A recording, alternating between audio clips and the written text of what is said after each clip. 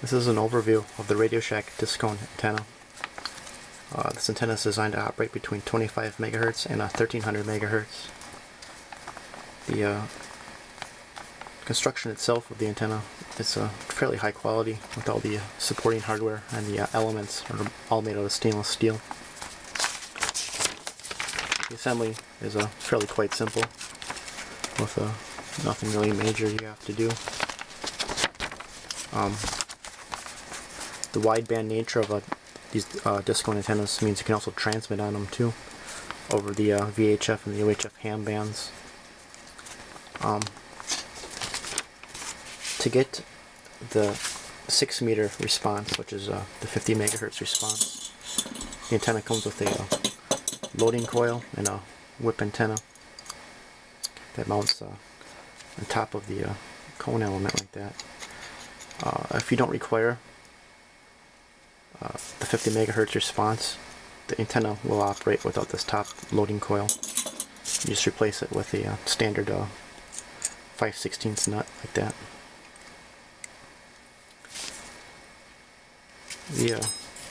This is the main body of the Discone.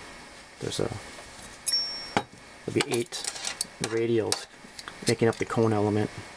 The radials are about 3 feet long. There's also 8 horizontal disc elements, and there is an isolator. This is a plastic isolator between them.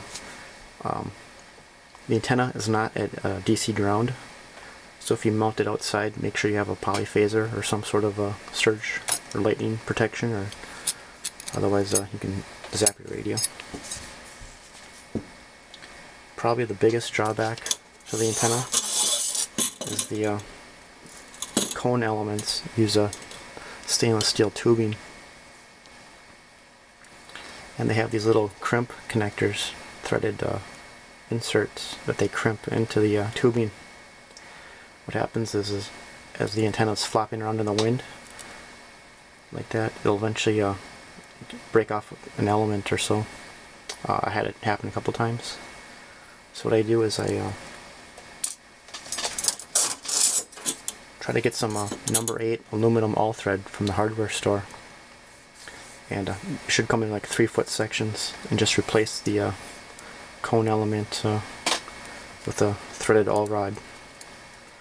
You still want to add a little bit of Loctite onto the threads and use the locking nut, and that'll make a really secure connection, and it should last through snowstorms or windstorms or stuff like that. I do add a little bit of RTV sealant to this plastic insulator. It just unscrews, and you just add a little bit of a sealant to it, and also to the top here. Otherwise, water can seep down the threads into your center conductor. It uses a SO239, and the disc element just compresses down on top. You do want to keep the elements in line after you secure the antenna. Like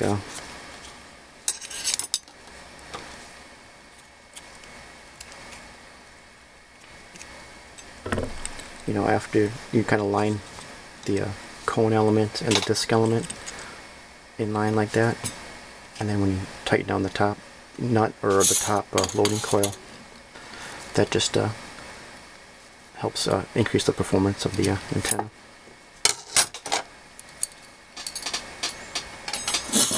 It comes with this short little aluminum tube to mount, which then gets mounted to your mast or whatever.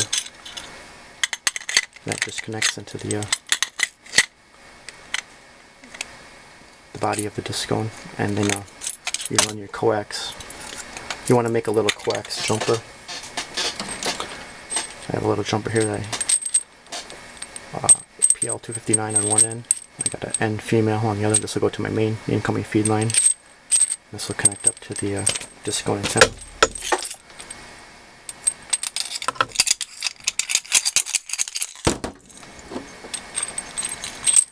So just connect up like that.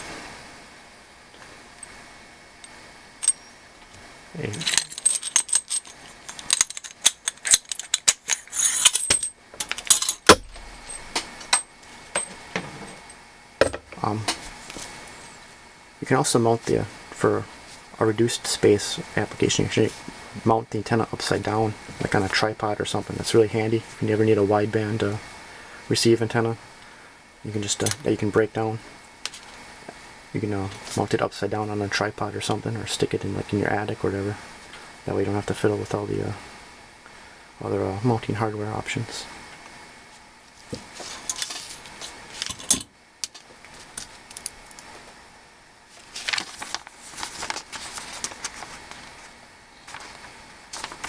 Other than the tubing elements, this is a fairly high quality antenna. I really like it. I actually have like 3 of them. One of the little secrets of this antenna is that you can actually transmit on the FM broadcast band with it. So if you ever need a quick pirate radio antenna, just pick up one of these. You want to keep the frequency above 100 megahertz, between 100 and the 108 FM band, but it does work in a pinch, and I know several people that use them for low power FM.